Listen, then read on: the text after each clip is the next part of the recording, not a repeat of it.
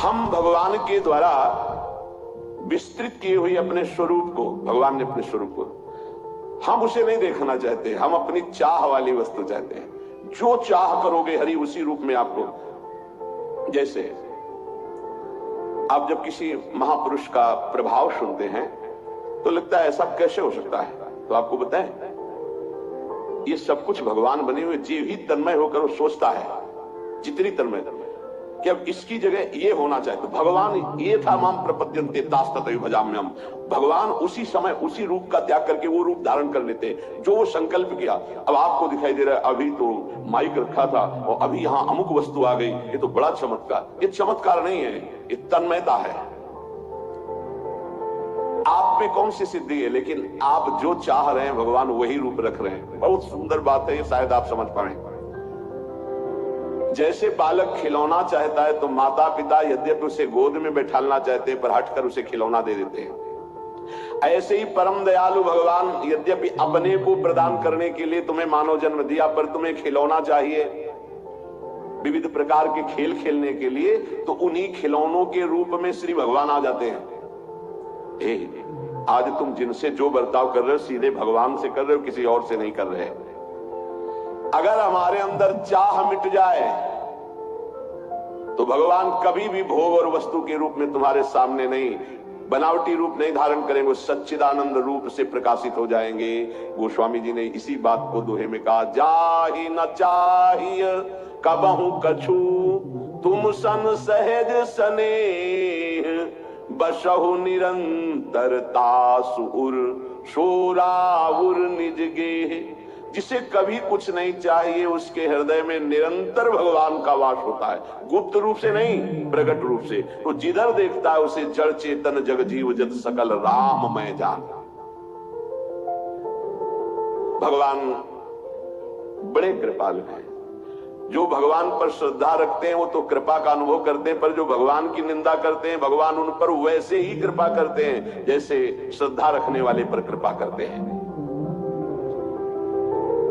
जीव का दुर्भाग्य है कि वो भगवान के आकर्षण से रहित होकर के भोगों के आकर्षण में है। तो भगवान भोग रूप बन करके है, क्योंकि जब वासुदेवा सर्वम सिद्धांत है वैसे परम सत्य सिद्धांत।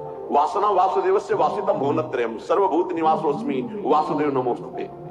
जीव का दुर्भाग्य है कि वो इच्छा कर रहा है, अगर इच्छा भोगों की त्याग दे तो अभी सब भगवान ही भगवान बने हुए हैं, ये अनुभव में आ जाए सच्ची बात, और वो जीवन मुक्त हो जाए। भगवान में आकर्षण भगवत भाव से हो जाए तो यही भगवान बने हुए अनुभव में आ जाएगा। जब भगवान में आकर्षण भोग भाव से हो रहा है तो भगवान भोग रूप से आ रहे हैं, व्यक्ति रूप से आ रहे हैं, पदार्थ रूप से आ रहे हैं। राग द्वेष की वृत्ति है तो भगवान में राग द्वेष की वृत्ति अब कर रहे हैं। ये भगवान ही है चराचर जगत। जब भक्त भगवान की तन्मयता में भूल जाता है सब कुछ, तो भगवान सब कुछ भूल करके वैसा ही प्यार उससे करते हैं। जैसे विदुरानी जी भगवान के आकर्षण में भूल गई तो भगवान भी विदुरानी के प्रेम आकर्षण में भूल गए। विदुरानी जी छिलका खवा रहे हैं, भगवान छिलका पा रहे हैं। ये यथा माम प्रपद्यन्ते तास्ततैव भजाम्यहम्। आस्तिक से आस्तिक व्यक्ति पर जैसे भगवान स्नेह कृपा दुलार करते हैं, ऐसे नास्तिक से नास्तिक पर भी करते हैं। ऐसा नहीं है कि नास्तिक भस्म हो जाएगा, वो पृथ्वी में ही रहेगा, वायु उसको मिलेगी, आकाश उसको अवकाश देगा। ये सब भगवान की व्यवस्था। कितने कृपालु हैं। अगर जीव शरीराभिमानी ना होकर के भगवान के आकर्षण में आ जाए तो अभी उसको परमानंद की प्राप्ति हो जाए। ये जो सत्संग हो रहा है आकर्षण पैदा करता है भगवान की तरफ। जब भगवान ने बताया मुझे जिस भाव से स्वीकार किया जाता है मैं उसी भाव से उसके अनुभव में आता हूं। ये था माम प्रपद्यन्ते तास्ततैव भजाम्यहम्। ध्यान रखना, आज आप पुत्र भाव, पत्नी भाव, संसार भाव, तो भगवान ये अनुभव करा रहे हैं संसार भाव। और अभी ये भाव अंदर से निकल जाए, भजन और सत्संग के प्रभाव से भगवत भाव आ जाए, तो तुम पत्नी में देखोगे मुस्कुराते हुए श्री कृष्ण, तुम पुत्र में देखोगे मुस्कुराते हुए श्री कृष्ण। जैसे नामदेव जी ने कुत्ते में देखा भगवान विठ्ठल, भूत में देखा भगवान विठ्ठल। तो ये क्यों ऐसे करुणा में भगवान का लोग आश्रय क्यों नहीं ले पा रहे? जब भगवान इतने कृपालु हैं कि नास्तिक से नास्तिक पर भी कृपा करते हैं, तो लोग भगवान का भजन क्यों नहीं करते?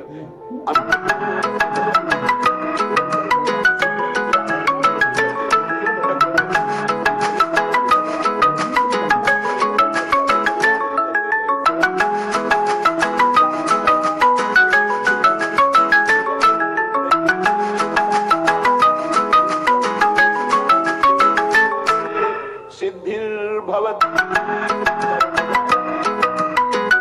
ये चाह भटका रही है, ध्यान रखना, कांक्षणता, कामना, चाह। बस ध्यान दीजिए, परमार्थ भगवत स्वरूप, ब्रह्म स्वरूप माया। ब्रह्म स्वरूप माया के मार्ग में चल रहे हैं, इसकी पहचान चाह। एक शब्द में, अभी आप माया के मार्ग में हैं, पहचान चाह। किसकी?